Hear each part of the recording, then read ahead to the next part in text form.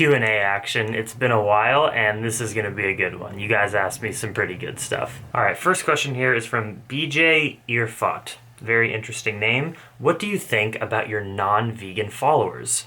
I love non-vegans that come into my channel and come onto my Instagram and, love Plantriotic. That's the main reason why I do all of my social media. I love building vegan community, kind of preaching to the vegan choir and building community so we can come together. I love that.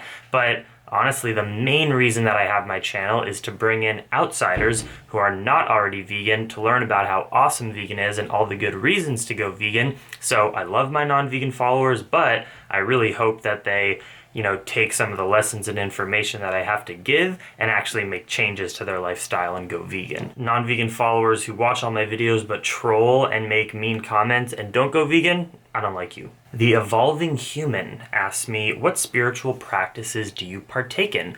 I partake in a variety of spiritual practices. I get on my yoga mat every single day in a studio and practice asana, physical postures. That's a spiritual thing for me. I meditate every morning, usually for 10 minutes. I chant. I go to kirtans and for 2 hours chant Hindu mantras, Sita Ram, Hare Krishna, stuff like that, and that is very spiritual. It takes me on a spaceship journey to a land of love that I can't even describe. It's amazing. Go find a kirtan in your local community. Other spiritual practices, I don't go to church, I don't go to temple. I was raised Jewish, but it's not really part of my life anymore. I guess I'll say this, little controversial. I should probably put this in its own video, but I do partake in plant medicines from time to time in a structured, more spiritual, intentional setting. For instance, psychedelic mushrooms. I definitely use those spiritual plant medicines in order to increase my consciousness on a very infrequent basis, but that is something that I have found for myself can be healthy. I'm not promoting that, advocating it necessarily. It's different person to person, but for me right now where I am maturity-wise and kind of my relationship with substances, I'm able to use those plant medicines to my benefit on a very infrequent basis. But yeah, that's for another video. Adele from Miami Fruits, my friend, she's also Sow Sprout Grow on Instagram, asked me, what's your favorite kind of vegan cookie flavor? Great question. Honestly, my favorite cookie is oatmeal raisin. Some people will find that boring. It's just my favorite. I love oats in a cookie and I love raisins, love oatmeal raisin. I also love peanut butter things. So like snickerdoodle or like cinnamon cookies. I like peanut butter. Those are all my favorites. Hey Jackson, so I have a question. What do you do when you just feel like you're stuck in like a monotonous routine and you want something more in life? For all that we know, we only have this present moment to live. We only have this life. So when you're doing something, whether it's going to school or you're at a job, and you're putting all of your sacred energy and time into it, and you hate it and you're bored, you have to put a break right there and say, what am I doing? There's an infinite possibility of things to do in this world. If you want to be a professional athlete, or you want to be a YouTuber, or you want to be a chef and you're working behind a cubicle, there's people that are doing that professionally in each one of those fields. You only have this life, okay? You can make it work. It's the struggling artist mentality. Yeah, it might be easier to make money and have a nice house if you get behind a cubicle, but if you're gonna be miserable and it's just this monotonous thing that you hate, embrace the struggle, man. Struggle isn't necessarily bad. And look, I'm one to talk, okay? I address this all the time. I'm extremely privileged. I haven't had much struggle in my life. But, I know what it feels like to be living day to day in, Malaysia, roughing it and kind of living off of, YouTube money. As long as you're doing something that you really love to do, it's a lot easier to embrace the struggle. So look, you just gotta wake up, slap yourself across the face and say, this is my one life. I need to go tackle whatever it is I want to do, or else I'm wasting my sacred life, which is so not okay. So just, give yourself a little slap in the face. Balance L asked me tips for growing followers on Instagram and YouTube. It's hard to give advice on this because there's so many different ways.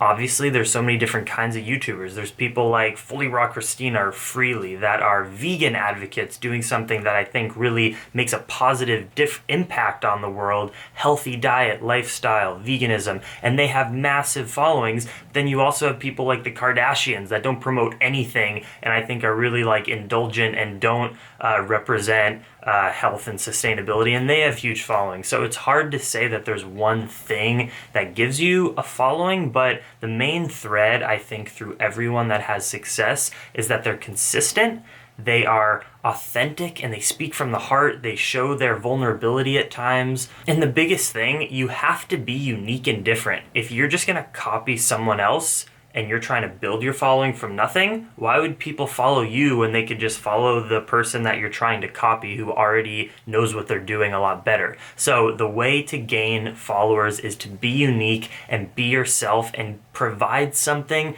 to the community that you think is an empty void that isn't being fulfilled. For instance, me, I came into this vegan community where there were so many people with bigger followings when I had nothing, but I'm the kind of quirky, speak from the heart, spiritual, tattooed, athletic, yoga vegan guy. Like, I'm a pretty unique character. Do you know many people like me? I ride my bike across countries and do weird yoga stuff, and I like to run, and I talk about my issues and my struggle with eating disorder. Like, I provide, I think, a unique niche in this community. You got to find that for yourself and be consistent, and hopefully things will work out. Jared Allen asks, what are the best ways and steps to turn someone vegan? Great question. I think that the best way is to not be angry, not to shame anyone. Let people come to you. So that's the biggest thing. Live your life being the best vegan you can possibly be, eating the tastiest foods, being the healthiest, being athletic, or maybe it's being the best artist or the best writer, whatever it is you're interested in, and then let your friends and family say, hey, why do you eat all those bananas? Why do you eat all those beans and, burritos without any meat or cheese in it? And then from there, you can cater to your audience. So let's say your friend who's really into environmental sustainability comes up to you and says, why do you eat this way?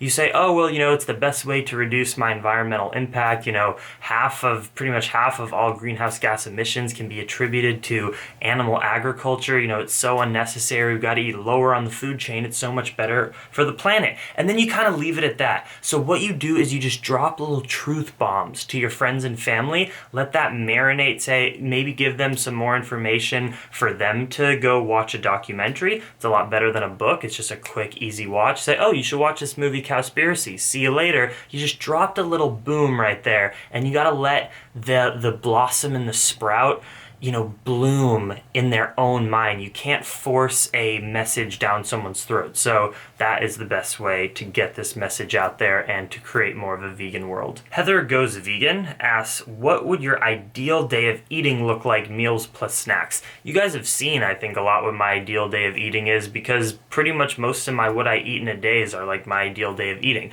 But ideal. Wow. Okay, I'd be in Southeast Asia, and I would wake up in the morning and I would have like a bunch of watermelon as my first meal, maybe after my workout. I'd have a bunch of just super juicy, crisp, sweet watermelon. And then for lunch, and it would just be mono watermelon as much as I wanted to eat. And then for, I'd probably go right into lunch, maybe no snack, and I would do like mangoes and papayas, just straight up mangoes and papayas, all fruit, maybe some apple bananas if I was still hungry. And then I would snack on more fruit or like cucumbers or bell peppers. I love that as snacks, maybe until dinner. And then for dinner time, I would do a like curry and pad thai. Pretty much all my Chiang Mai vlogs are my ideal day of eating. So I do like a curry with tofu and vegetables and coconut milk, and so good, and a green papaya salad and pad thai. And then for dessert, I would eat durian. That is my ideal day. Thank you guys so much for the questions and watching that Q&A. I got so many that I split this video into 2 different videos. So this is part 1. Hope you enjoyed it. Just a reminder, please hit that subscribe button if you have been watching my videos and like my content. It really helps out. Leave a comment down below for more questions. I pretty much answer all of them these days. It's awesome. If you like hearing me talk about different topics like this, you should definitely check out my podcast. It's on iTunes and my website, Plantriotic.com. It's just called the Plantriotic Podcast. I just posted a new one yesterday, and I also have 92 episodes up there with, a lot of hours of conversations about stuff like this. So go give it a listen. Much love. Dream Extreme.